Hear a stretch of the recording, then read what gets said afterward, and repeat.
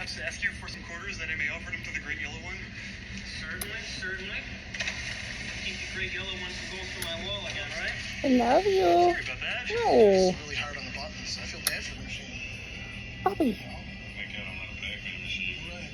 No, okay. Ow. Such a good boy. I love you, Bobby. Ow. Did you hear what he said?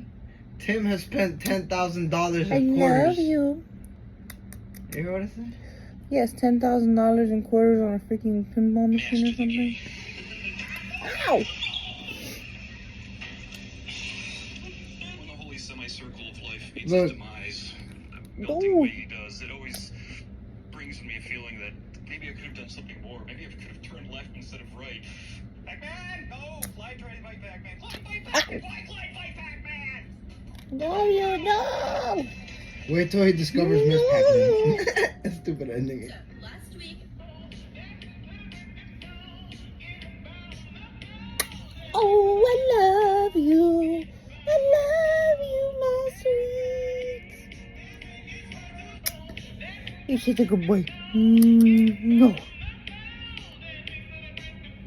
Ow. Freaking picking at my nose.